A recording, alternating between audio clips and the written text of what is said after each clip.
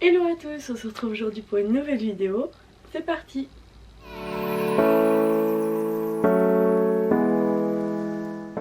Aujourd'hui, je vais vous parler de l'anxiété sociale. Donc, j'avais fait une story sur Instagram pour vous demander si ça vous intéressait et vu que la majorité des gens ont répondu que oui, j'ai fait mes petites recherches. Il y avait ce que je savais déjà, comme moi je le vivais, et j'ai été voir la définition.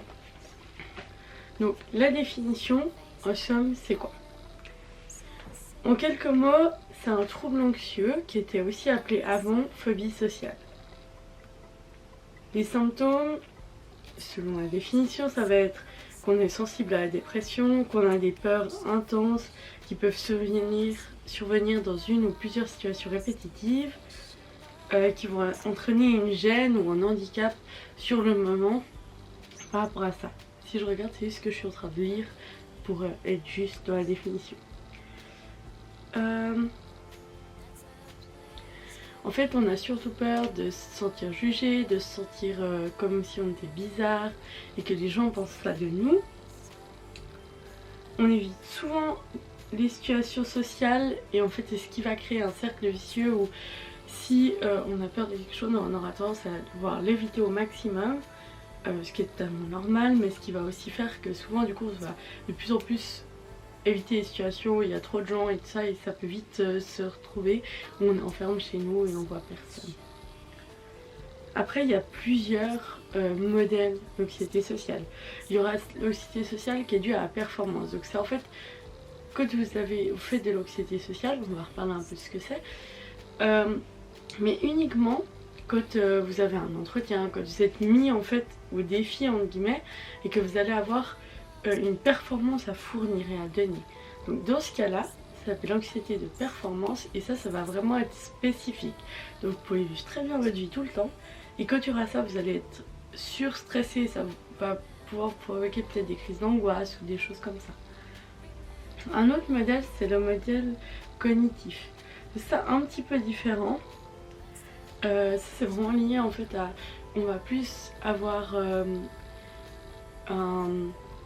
peur en fait vraiment de quand les gens nous perçoivent et peut-être il n'y a pas de modèle de persécution contrairement à d'autres pathologies où on va pouvoir retrouver ça. Je tiens à préciser que aucunement je suis spécialiste médecin ou psychologue, chose que j'avais peut-être pas dit, mais en fait je le fais vraiment juste pour partager mon expérience et ce que j'ai pu apprendre en me renseignant dessus. Si vous avez d'autres informations, notez-les en commentaire et on peut en discuter, ce serait trop bien. Donc en fait en somme, on va éviter toutes ces situations et essayer de tout contrôler le mieux possible. Donc c'est-à-dire si on se dit peut-être que ça pourrait arriver, on va tout mettre en place pour que ça n'arrive jamais. La vie c'est pas comme ça, malheureusement les choses arrivent même si on n'a pas envie, mais c'est comme ça. Donc souvent la personne on va peut-être se refermer sur nous-mêmes ou alors personne va voir les choses de manière plus négative ou va rester vraiment enfermée dans un cercle social très limité jusqu'à en fait se retrouver potentiellement seul. Mais par contre on va être à l'aise par exemple d'un conjoint ou peut-être des enfants, mais ça va quand même être dans des cercles très réduits.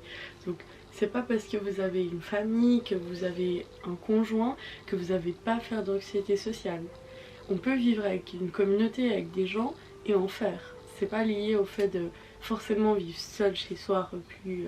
Et ça c'est vraiment plus lié au fait de quand on en prend conscience, ou même si on n'en prend pas conscience, on va être tenté d'éviter ces situations pour se sentir bien et pas se sentir mal à l'aise. Donc en gros, ça c'est ce que nous dit Wikipédia et toutes les autres choses. Voilà. Après avant on appelait ça phobie sociale. La phobie sociale c'est un peu le level supérieur de l'anxiété sociale. Ça va vraiment être ce côté où on se renferme, où on a peur des gens, on a peur de situations où il y aura des gens, que ce soit une personne ou plein. Moi je vais venir vous parler plus de l'anxiété sociale parce que personnellement c'est quelque chose où en fait je suis sujette à ça. Ce que peut-être mes amis, mes proches ne savent pas parce que je me suis souvent adaptée depuis que je suis petite et j'en prenais pas trop conscience que c'était ça en fait et je me disais juste bon bah tu vas faire avec, que ce soit les anniversaires, les mariages, tout ça. Je suis pas quelqu'un d'hyper à l'aise en groupe. Par contre je suis très à l'aise dans...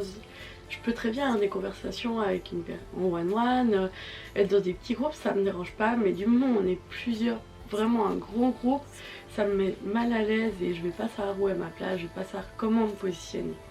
Ça c'est ma façon, je vais vraiment vous expliquer ma façon dont je vis l'anxiété sociale, vous parler de quelques situations et peut-être de situations aussi de gens que je connais, mais vraiment après ça c'est au cas par cas et chacun est différent.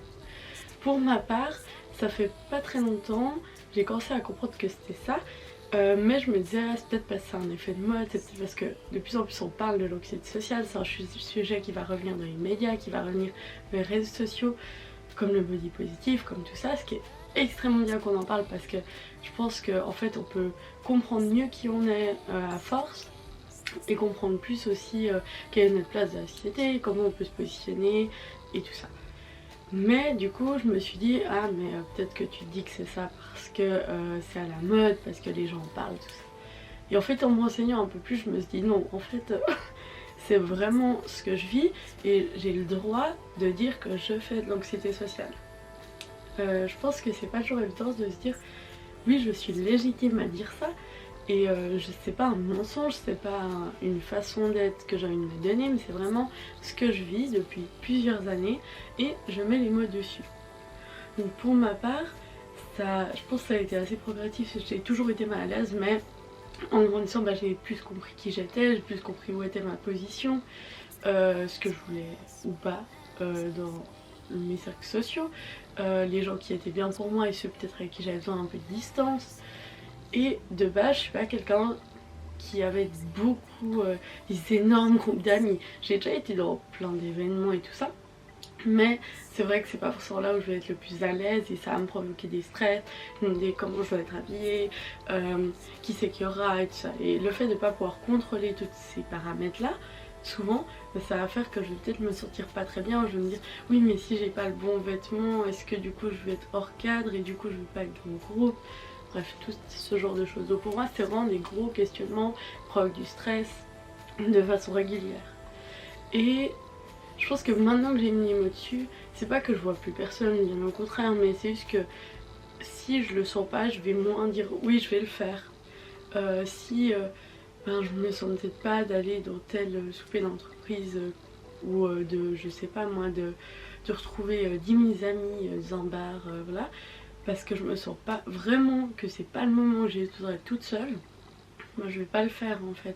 C'est comme je vais pas écrire à plein d'amis pour faire quelque chose si je sens que c'est à une période ou un temps où je dois vraiment prendre du temps pour moi, me recentrer, ou alors que je suis pas apte à recevoir et à donner de l'énergie dans ces relations là. Bah, je pense que pour moi une relation de qualité c'est plus intéressant que d'avoir plein de relations qui nous prennent beaucoup d'énergie mais dans lesquelles on peut pas se retrouver aussi.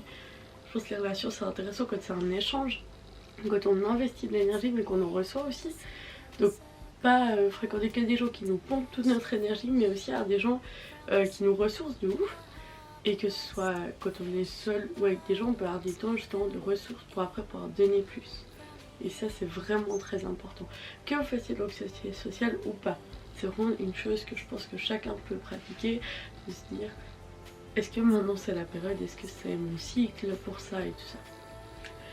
Ensuite, première situation, je vais vous parler qui est peut-être plus concrète pour vous, c'est il n'y a pas longtemps, je n'ai parlé sur Instagram, j'ai dû aller faire des courses, mais en fait souvent je fais mes courses dans des horaires qui sont peut-être pas les horaires standards des gens, parce que je vais aller de l'après-midi ou le matin au milieu de la journée, enfin j'ai pas un travail qui me... Actuellement je suis pas dans un travail qui me demande de faire mes courses à midi ou à 18 h le soir. Et en fait j'ai dû aller chercher quelque chose pour quelqu'un à midi. Moi j'ai pas pensé que c'était midi pile, qu'il y aurait plein de gens dans ma tête, j'étais pas préparée à ça. Et je me suis retrouvée dans la COP où je vais tout le temps, mais où en fait il y avait tous les étudiants, tous l'école d'à côté et tout ça, qui prennent leur pause. Et ils étaient tous en même temps, donc que ce soit les travailleurs et tout ça, ce qui est normal, hein. Tout le monde mange à midi, on va chercher. Mais en fait quand on pense qu'on va aller juste vite acheter un truc tranquille et qu'on se retrouve dans cette foule de gens qui voulaient absolument acheter leur déjeuner ou leur dîner parce que bah, du coup ils n'avaient pas le temps. Je me suis sentie hyper oppressée, hyper mal, et quand je suis rentrée chez moi ça m'a vraiment pris 15 minutes facilement pour me recentrer sur moi-même, pour me ressentir bien. Et du coup ben, j'ai eu un peu ce sentiment de ah non, je vais pas ressortir de ma journée. Je m'y suis un peu obligée en m'écoutant quand même, mais je suis allée marcher pour pas être dans la foule mais quand même faire quelque chose. Mais c'est vrai que ça c'est des sentiments qui peuvent m'arriver et je peux mettre beaucoup de temps en guillemets à m'en remettre pour une situation qui est hyper banale. Et à ce moment-là je me suis dit waouh, en vrai ça change quand même pas mal, ça a un vrai impact dans ma vie, que ce soit social ou autre. Et je pense que peu de gens s'en rendent compte parce qu'en fait j'ai toujours travaillé dans des lieux où il y avait beaucoup de gens. Je travaille dans la vente, dans les milieux artistiques, je gère des équipes quand je suis sur des shootings. Ce qui paraît hyper paradoxal parce qu'en fait je fais de l'anxiété sociale mais j'ai souvent géré des groupes ou été dans des organisations et tout ça. Et en fait c'est la preuve que c'est pas incompatible. Par contre il faut savoir s'écouter parce que souvent quand je suis dans ces situations, si je le fais tout le temps, ça me prend toute mon énergie et après je vais faire des dépressions, des burn-out. Et je pourrais vous en parler plus d'une autre vidéo, mais c'est vrai que pour moi c'est vraiment étroitement lié. Et je pense que quand je me sens submergée et tout ça, ben je peux le faire un certain temps, mais après je vais être vraiment mal. Alors maintenant j'essaie juste de m'écouter plus et de, au lieu de donner toute mon énergie sur un gros truc, d'avoir plusieurs petites activités qui vont me permettre de prendre du temps, d'être avec des gens, de gérer des équipes, mais de façon ponctuelle et pas de façon un gros bloc de 6 mois et tout à coup après il n'y a plus rien et je me retrouvais hyper mal dans ma vie. Et ça c'est vraiment les situations toutes bêtes du quotidien mais qui font je pense un gros changement quand on en prend conscience. Après l'anxiété sociale c'est plein de choses hein. Moi je vous parle de ma vision, de mon expérience, mais ça peut être aussi qu'il y a des jours où j'ai pas envie de sortir de chez moi, que j'ai pas envie de voir des gens, que je me sens hyper vite agressée quand il y a du monde autour de moi, où j'ai vraiment besoin de recul.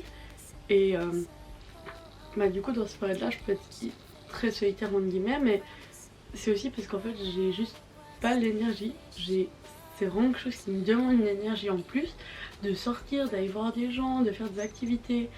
Et vu que je vis dans une ville, même si elle est petite, c'est vrai que bah, y a de toute façon tout le temps plein de gens, plein d'émules, tout ça dès que je sors de chez moi. J'aurais tendance à rester chez moi, même des fois je peux rester tout le week-end ou 3 jours chez moi sans sortir. Et en fait j'aurais aucun souci avec ça.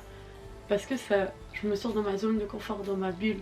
Alors j'ai de la chance je pense, c'est que j'ai compris que je voulais pas tout le temps être dans cette bulle là, mais je voulais pas non plus être mal à l'aise quand je sors de ma zone de confort. Donc je vais sortir de ma zone de confort, je vais dépasser une limite, mais c'est pas pour autant que je vais arrêter de m'écouter quand je le fais. Du coup voilà, ça c'est mon expérience. Je sais pas quelle est la vôtre, n'hésitez pas à écrire en commentaire ce que vous vivez, si vous avez des amis qui sont dans cette situation. Et je pense qu'en fait ça peut vous aider à vous comprendre vous-même, de vous renseigner là-dessus, mais aussi peut-être vous aider à comprendre votre conjoint, vos meilleurs potes et votre famille, parce que c'est vrai que ça change pas mal la donne quand on se rend compte de ce que c'est et de pourquoi les gens agissent comme ça. Et si vous avez des amis qui sont comme moi, en fait c'est pas qu'on vous évite, on vous aime je pense. Et en tout cas pour ma part j'adore mes amis, j'aime ma famille et tous ces gens qui sont autour de moi, et j'ai pas de problème quand je travaille avec des collègues, mais c'est vrai que je peux peut-être mettre une distance parce que des fois ça me fait trop. Et du coup j'espère que si mes potes regardent vous comprendrez des fois comment je peux être, et sinon bah, que ça vous aidera à comprendre vos amis et vous-même. Du coup voilà, j'espère que cette vidéo vous a plu, j'espère que j'ai été claire, je suis pas sûre. Et n'hésitez pas à liker, à écrire en commentaire ce que vous en avez pensé, à me dire si vous aussi vous êtes dans cette situation et qu'on puisse en discuter, que ce soit sur Instagram, sur YouTube. Du coup voilà, gros bisous et nous on se retrouve samedi prochain.